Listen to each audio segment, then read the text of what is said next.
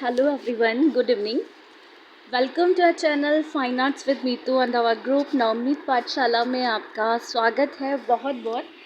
आज की जो हमारी क्लास होने वाली है वो है पश्चिमी सभ्यता, वेस्टर्न आर्ट को लेकर। जो हमारा कंटिन्यू फाइन आर्ट से रिलेटेड जितने भी एग्ज़ाम्स हैं उनकी जो प्रिपरेशन की जो सीरीज़ चल रही है उसमें हमारा इंडियन आर्ट कंप्लीट हो चुका है। वेस्टर्न आर्ट की तरफ हम लोगों का ये नया पड़ाव है जिसमें हम लोगों की 2 क्लासेस पहले हो चुकी हैं, जिसमें प्री हिस्टोरिकल पश्चिमी जो प्रागैतिहासिक काल है वो कंप्लीट हो गया है, इजिप्शियन आर्ट कंप्लीट हो गया है। नेक्स्ट जो हमारा थर्ड क्लास है वो है नवशास्त्रीयतावाद।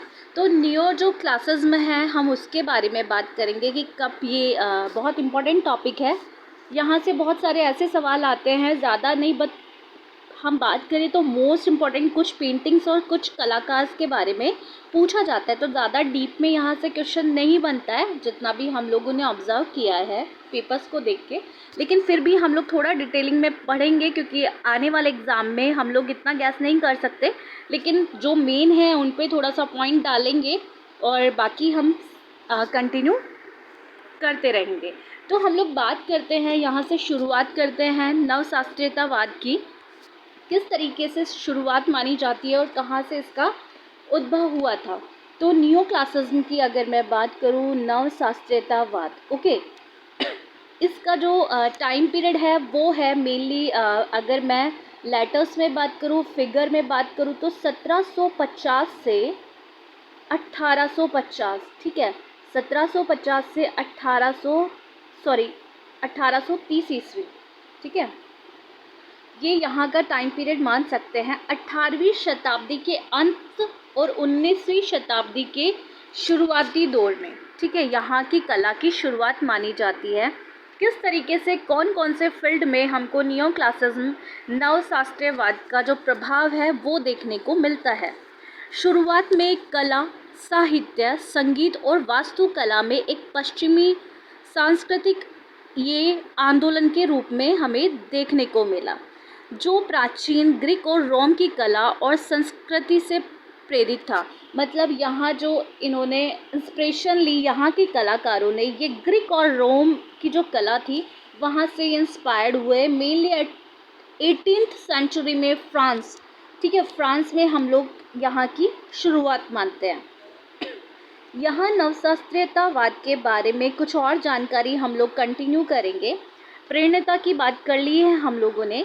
नवशास्त्रीयवाद में जो शास्त्रीय पुरातन जो प्राचीन हम लोग बात करेंगे, प्राचीन जो शैली है जिसमें ग्रीक और रोम, मेनली ग्रीक और रोम की जो कला है वहाँ से इन्होंने थोड़ा सा अपने जो कलाकार है वहाँ से इंस्पायर हुए और कुछ चीज़ों से वहाँ की जो चीज़ें थी मेनली जो कला में थी, जो साहित्य था, संगीत था, आर्किटेक्ट था, मेनली आर्किटेक्ट में यहाँ पे हम लोगों को प्रभाव देखने को मिलता है। जन्म रोम में हुआ था। अब मेनली हम लोग बात करेंगे कि कहाँ से हम लोगों को यहाँ के जो प्रूफ है वो मिलते हैं, कहाँ से हम लोगों को कौन सी खुदाई। तो बहुत सारी जगह, बहुत सारी ऐसी चीज़ें हैं जहाँ से हमें पता चलता है कि यहाँ इस तरीके के कह सकते हैं कि पुरातत्व चीज़ें थी, ठीक है, जहाँ से हम लोगों को यहाँ की कला का बोध होता है। तो सबसे पहले मैं बात करूँ जोआचियम विलियम्स की जो रचनाएं थी और पंपई और हरक्यूलियम की जो खोज थी, ठीक है, ग्रीक जो भवन थे जहाँ से मूर्तियाँ निकली थी वहाँ की खुदाई है। इटली की खुदाई में जो ग्रीक मूर्तियाँ निकली थी, ठीक है, और भी एक्स्ट्रा अगर मैं बात करूँ तो बहुत सारी ऐसे जगह हैं जहाँ पे बहुत सारे ऐसे लेख थे जहाँ से हमें पता चलता है कि यहाँ पर जो न्यू क्लासेस में है नवशास्त्रीयतावाद है वो इस तरीके से रनिंग में थी, ठीक है। विशेषता यहाँ की क्या हम लोग बात करेंगे, शास्त्रीयता रूपा जो रूप हैं उनमें सादगी थी, मतलब बहुत सिंपल फॉर्म्स हम लोग देख सकते हैं। सामान्य जस मतलब हम लोग बोल सकते हैं कि वहाँ पे जो बैलेंस की अगर मैं बात करूँ, थोड़ा सा अगर किसी चीज़ में कंपोजिशन की बात करूँ, ठीक है, वो यहाँ पे बहुत अच्छे से देखने को मिला है। अनुपात, बैलेंस, ठीक है, यहाँ पर जोर दिया गया, मतलब यहाँ की कला में स्पष्टतः दिखाया गया है कि यहाँ की कला में ये विशेषताएं पाई गई हैं। कला को पुनः शास्त्रीय आदर्शों के अनुरूप ढालने का प्रयास किया गया। संतुलन, संयम, अनुशासन और तर्क संगति को महत्व दिया गया यहाँ की कला में। कला के क्षेत्र वास्तुकला, नवशास्त्रीय जो वास्तुकला है इसमें शास्त्रीय आदर्शों जैसे कि डोरिक शैली, ये हमारी वास्तुकला की शैली हैं जिनके बारे में एक विशेषतः क्लास की ज़रूरत भी है कि इसमें डोरिक जो शैली है उसमें किस तरीके के जो भवन बनाए जाते हैं, पिलर्स बनाए जाते हैं, वो किस तरीके से बनाए जाते हैं। आयोनिक जो आयोनिक है, कोरिथियन है, तो ये अलग अलग टाइप्स के हम लोगों को वास्तुकला में देखने को मिलते हैं। इनका उपयोग बहुत ज़्यादा किया गया है। चित्रकला की बात करें, ये वास्तुकला की बात थी, थोड़ा सा इम्पोर्टेंट है, यहाँ पे थोड़ा देख लेंगे। और चित्रकला की बात करूँ मैं तो शास्त्रीय जो विषय, जो हमारे क्लासिकल जो सब्जेक्ट रहे हैं उन पे इन्होंने पेंटिंग्स बनाई हैं। बहुत सारी अलग अलग शैलियों को, वहाँ जो लोकल शैली थी ग्रीक रोम से जो इंस्पायर्ड, पहले जो अगर हम लोग बात करें तो प्राचीन ग्रंथों पे जो मूलतः पेंटिंग्स मिलती थी वो ऐसे ही विषयों पर मिलती थी। नवशास्त्रीय जो साहित्य हैं बिल्कुल वही बात है, उन्हीं के रूपों को विषय मानकर बनाया गया था। वास्तुकला बाल्टीमोर, बेसिलिका, ठीक है, वर्जीनिया, सेंट कैपिटल, और ये सारे जो वर्जीनिया का विश्वविद्यालय है, यहाँ पे हम लोगों को बहुत सारे ऐसे उदाहरण देखने को मिल जाएंगे। अब यहाँ के जो मुख्य चित्रकार हैं वो है जाक लुइस दाविद, ठीक है। तो मेनली जो दाविद है उनका हम लोगों को बहुत सारा, ये है मेन जो एग्ज़ाम के पॉइंट ऑफ व्यू से अगर मैं बात करूँ, मेन यहाँ पे फोकस करेंगे आप, ठीक है। मेन अगर किसी का रोल है नियो क्लासिज्म में तो वो है जाक लुइस दाविद, ठीक है। जाक लुइस दाविद जो है ये मेन आर्टिस्ट है। इनकी जो मुख्य पेंटिंग्स हैं उनके बारे में भी पूछा जाता है, द ऑथर ऑफ द हॉरिटेज, ठीक है। साहित्य में, चित्रकला में ये मुख्य माने जाते हैं। साहित्य में जॉन ऑग के, ठीक है, तो इनका है द इलियड और द ओसिस, ठीक है। ऑडिस जो है ये इनका मुख्य हम लोग बोलेंगे कि साहित्य रचना है। अब हम लोग थोड़ा सा इसका ब्रीफ में देख लेते हैं, ठीक है। 18वीं शताब्दी के मध्य में उत्पन्न एक सांस्कृतिक और कलात्मक आंदोलन था जो प्राचीन ग्रीक और रोम की कला व स्थापत्य से प्रेरित था। हम लोग पहले क्लियर कर चुके हैं और इस बात को मैं वापस रिपीट कर रही हूँ। अगर क्वेश्चन बनता है कि नवशास्त्रीय कला जो है ये कहाँ की कला से प्रेरित थी, ठीक है, कहाँ, तो हम लोग बात करेंगे कि ग्रीक और रोम की कला से प्रेरित थी। रोम की कला, रोम का स्थापत्य, ठीक है, रोम का साहित्य, वहाँ से ये प्रेरित कला मानी जाती है। यह आंदोलन रोकोको की विलासिता, रोकोको हमारा मेनली वास्तुकला के लिए फेमस माना जाता है, सजावटपूर्ण, क्योंकि यहाँ पे अलंकृत शैली में हम लोगों को देखने को मिलता है। विशुद्ध, एक शुद्ध नैतिक और बौद्धिक प्रक्रिया मानी जाती है यहाँ की। इसका प्रभाव केवल चित्रकला तक सीमित नहीं था बल्कि स्थापत्य, मूर्तिकला, साहित्य, संस्कृति और दर्शन तक फैला था। मतलब अगर यहाँ से क्वेश्चन बनता है तो प्लीज़ पॉइंट कर लें, कोई भी चीज़ नहीं छोड़नी है। स्थापत्य आ गया, मूर्ति आ गई, साहित्य आ गया, संगीत आ गया और चित्रकला तो मेनली है। अब यहाँ से जो हमें प्रेरणा मिले, जहाँ से हम लोगों को यहाँ आभास हुआ, वो थे पोम्पई और हरक्यूलियम की खुदाई, ठीक है। ये मेन आता है, बहुत बार एग्ज़ाम में आता है कि कहाँ से यहाँ प्रेरणा मिली और कहाँ से इनके बोल सकते हैं कि हम लोगों को अवशेष भी बोल सकते हैं। रोकोको की प्रतिक्रिया, ठीक है, रोकोको की जो शैली थी उसके अंदर हम लोग यहाँ पे इसका प्रभाव देख सकते हैं। फ्रांसीसी क्रांति और अमेरिका स्वतंत्रता संग्राम से भी ये प्रेरित थे। प्रबोधन युग, ठीक है, ये मेनली इसके पॉइंट है। अब थोड़ा सा हम लोग देख लेते हैं एग्ज़ाम के पॉइंट ऑफ व्यू से, ज़रूरी नहीं है कि क्वेश्चन बने। मुख्य विशेषता रंगों का प्रयोग मुख्यतः पृथ्वी रंग, मतलब जो प्राकृतिक रंग है हम उनकी बात करेंगे, खनिज कलर, ठीक है, सॉरी खनिज रंग की बात करेंगे। अर्थ टोन्स लाल, सफ़ेद, भूरा, नीला, काला, ठीक है, जो हम लोगों को नेचुरल खनिज रंग है वो हम लोग यहाँ पे बात करेंगे।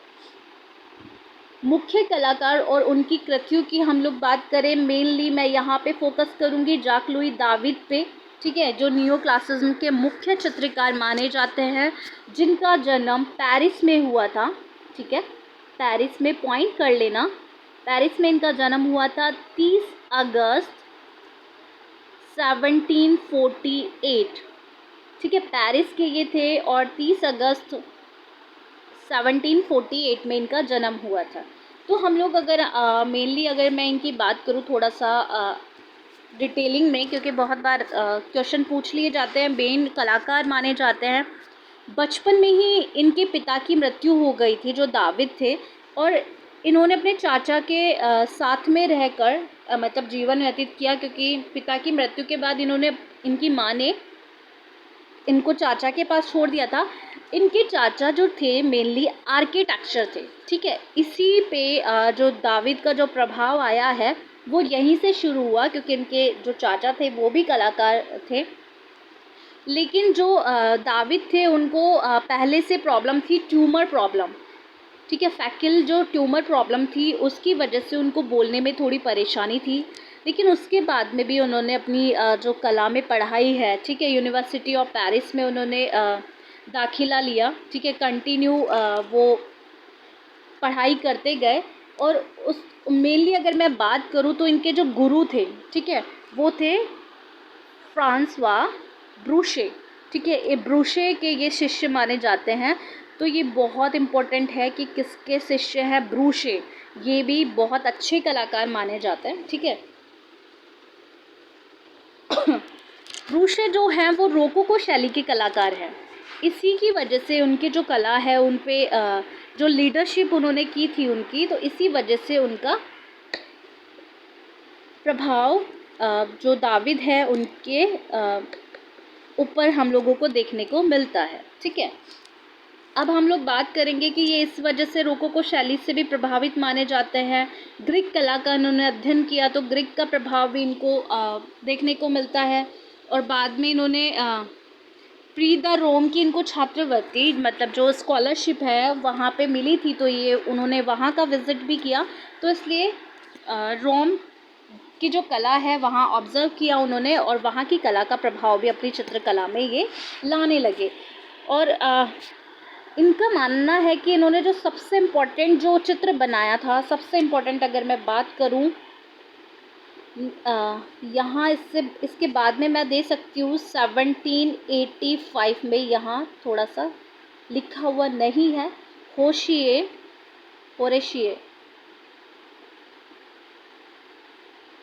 का प्रण, ये मोस्ट इम्पॉर्टेंट है और बहुत बार एग्ज़ाम में आता है। होरेशिया का प्रण, ठीक है, ये चित्र नियो क्लासिज्म का प्रथम चित्र माना जाता है, first painting of neo classicism, जिसके कलाकार दाविद माने जाते हैं, ठीक है। वहाँ की जो सरकार थी उन्होंने 1792 में, ठीक है, 1792 में, जैसे ही मैं बोल रही हूँ प्लीज़ अपनी नोटबुक में आप ये चीज़ें नोट कर लें, उन्होंने इसको ख़रीदा। उसके बाद में नेशनल असेंबली के लिए ये चित्र जो है वो नामांकित हो गया था। उसके बाद दाविद जो है वो थोड़े से तानाशाही हो गए थे, मतलब अगर मैं बात करूँ कि थोड़ा सा उनमें एक आर्टिस्ट वाला जो है वो आ गया था। उसके बाद में उनका जो चित्र था वो था मेनली ब्रूट्स के पुत्र के निधन की खबर, जो न्यूज़ ऑफ द ब्रूट्स सन की डेथ थी, वो उनका बहुत इम्पोर्टेंट चित्र माना जाता है, ठीक है। इसके बारे में अगर मैं बात करूँ तो वॉल्टियर नामक जो नाट्यकर्मी थे, उससे बुल्स का जो नाटक रंगमंच पर किया था, उसने दाविद के चित्रों से उनका व्यक्तित्व को उन्होंने प्रेजेंट किया था, ठीक है। इस तरीके से मेनली हम लोग सिर्फ चित्रों की बात करेंगे।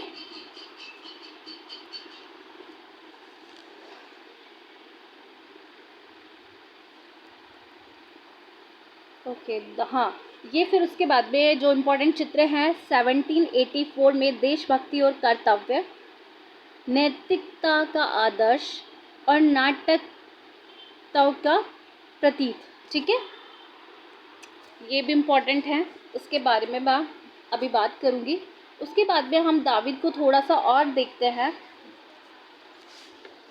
तो नेपोलियन की हार के बाद में दाविद बेल्जियम चले गए थे। जब हम लोग बात कर रहे हैं कि 1804 में नेपोलियन का जो शासक था उसमें दाविद को राज्य चित्रकार के रूप में स्वीकारा गया था। लेकिन जब नेपोलियन की हार हो गई थी उसके बाद में जो दाविद थे वो बेल्जियम में चले गए थे और बेल्जियम में ही उनकी मृत्यु हो गई थी। तो इसलिए इनका दो पार्ट हो गया कि ये नेपोलियन का जो शासन था तो उससे पहले ये वहाँ के चित्रकार थे, ठीक है, रोम और ग्रीक। ठीक है, दो भागों में इनको माना गया है कि सबसे पहले इन्होंने जो चित्र बनाए वो पहले रोम में बनाए थे और फिर ग्रीक विषयों पर इन्होंने चित्र बनाए थे। तो फर्स्ट चित्र जो था रोम में, अगर हम बात करें तो द डेथ ऑफ सोक्रेट्स, ठीक है, सुकरात की मृत्यु, ये इनका इम्पोर्टेंट चित्र था 1787 में। ठीक है, द डेथ ऑफ सोक्रेट्स, ये इनका पहला पार्ट माना जाता है, पहले भाग का चित्र है। ये रोम की जो कला थी वहाँ से ये प्रेरित होकर इन्होंने ये चित्र बनाया था, द डेथ ऑफ सोक्रेट्स। ठीक है, द रैप ऑफ सिम्बेंस, ठीक है, ये भी इनका चित्र है। इस तरीके से हम लोग इस तरीके से इनको दो भागों में बांटेंगे। दूसरा भाग था समकालीन उस टाइम का ग्रीक विषयों पर, द डेथ ऑफ मेरिटर, द डेथ ऑफ ब्रा। ठीक है, और जो दाविद, मोस्ट इम्पॉर्टेंट अगर मैं बात करूँ तो जो दाविद के शिष्य थे, ठीक है, दाविद के जो शिष्य माने जाते, गुरु इनके, ठीक है, ब्रूशे थे। और शिष्य की बात करूँ तो मैं चार्ल्स ग्वेरे, ठीक है, चार्ल्स ग्वेर इनके शिष्य माने जाते हैं। ठीक है, तो जब ग्वेरे जब कोई भी चित्र बनवाते थे अपने कलाकारों से तो गुरु अपने शिष्यों को कहते थे कि ये मेरा निर्देशन जब देते थे, जब किसी भी स्टूडेंट को, तो ये बोलते थे कि ये मेरा कहना नहीं है, ये उनका कथन था गुरु का, ये मेरा कहना नहीं है, ये दाविद का आदेश है। ठीक है, कि जो उनके गुरु थे तो वो यही कहते थे कि ये दाविद का आदेश है कि इस तरीके से आपका जो बैलेंस है, किस तरीके से आपको चित्र पेंटिंग करना है, तो वो वहाँ पे उनको पहले रखते थे। तो उनका जो दाविद का सबसे प्रसिद्ध चित्र जो माना जाता है वो होशे का प्रण है, जो ये पहला नियो क्लासेस में। ठीक है, उसके बाद में हम लोग बात करेंगे नेपोलियन का राज अभिषेक। ठीक है, नेपोलियन का राज अभिषेक ये 1806 का है, नेपोलियन का राज अभिषेक।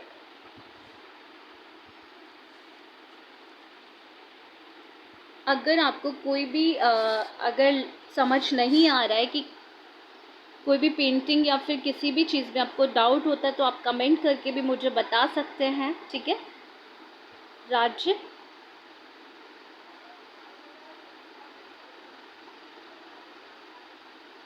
ठीक है, नेपोलियन का राज्याभिषेक ये है 1806 का ये पेंटिंग माना जाता है। कहा जाता है कि मोस्टली इसके बाद में उन्होंने चित्र बहुत कम बनाए हैं। एक लास्ट चित्र था द मार्स, दाविद का आखिरी पेंटिंग है Mars डिसमेड by Venus and the three grass. ठीक है, ये 1824 का चित्र है।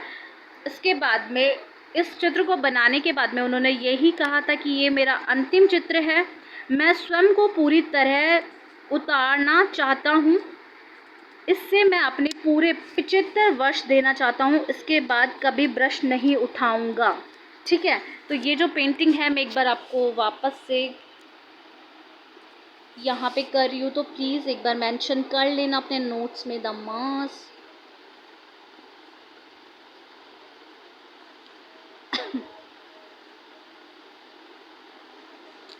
by Venus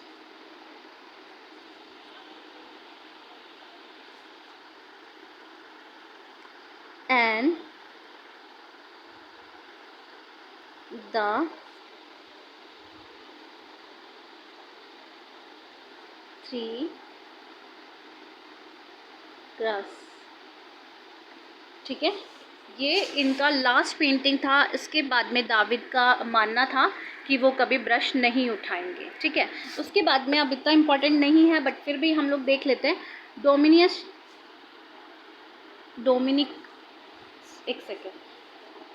Dominic Ingres. ठीक है, दाविद के शिष्य ग्रेस जो थे, प्रसिद्ध चित्र है, पूर्वी सौंदर्य और शास्त्रीय शैली से प्रेरित माने जाते हैं। साहित्य और देव तत्व का संगम यहाँ पे इनकी कला में देखने को मिलता है। स्थापत्य कला, आर्किटेक्चर।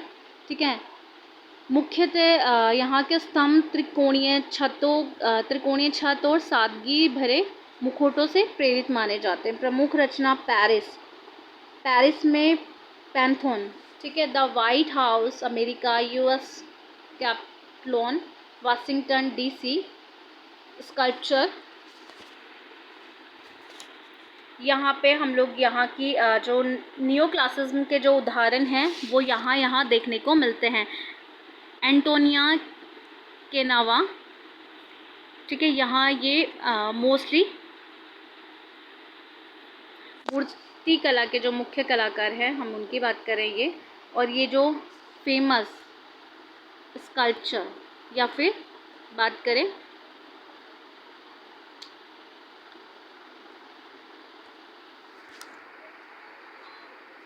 Cupid kids. ठीक है, मेदुसा, शाही सौंदर्य से प्रेरित। ठीक है, और ये यहाँ पे हम लोग साहित्य की बात करेंगे, थोड़ा सा कला साहित्य की तरफ हम लोग मोस्टली नहीं जाएंगे। चित्रकला में हम लोग जो दाविद है उनकी हम लोगों ने की पॉइंट्स देख लिए हैं, वही मेन जो एग्ज़ाम के पॉइंट ऑफ व्यू से अगर इम्पोर्टेंट देखा जाए तो वही माने जाते हैं। ठीक है, कंक्लूज़न सबको पता है कि ये रोम और ग्रीक से प्रेरित जो कला है वो मानी जाती है। की पॉइंट्स हैं, नवशास्त्रीयतावाद, अनुशासन और नैतिकता प्राचीन आदर्श से प्रेरित मानी जाती है। यहाँ से इन्होंने विषय उठाए हैं और इस क्राइटेरिया में रहकर यहाँ का जो काम है साहित्य, चित्रकला, वास्तुकला, उसके अंदर इन्होंने कार्य किया है। जो प्रेरणा है प्रबोधन युग, पुरातत्व खोज। ठीक है, चित्रकार दाविद इनग्रेस जिसको ग्रोव। ठीक है, मूर्तिकार केनवा। ठीक है, स्थापत्य पैंथियन जिन्होंने वाइट हाउस शैली सरल, संतुलित और ऐतिहासिक शैली के अंतर्गत ये आते हैं। तो क्लास कैसी लगी प्लीज़ कमेंट करके ज़रूर बताना। और अगर आपको कोई भी कन्फ्यूज़न हो रहा है तो प्लीज़ आप कमेंट करके मुझे वापस से कह सकते हैं कि मैम क्लास वापस रिपीट हो जाएगी, रिवीजन क्लास हो सकती है। Okay, thanks for watching and please continue group से जुड़े रहें, कंटिन्यू चैनल से जुड़े रहें। यहाँ पे क्लासेस कंटिन्यू आ रही हैं। Okay, thanks for watching and please do like, share and subscribe, comment please. Thank you so much.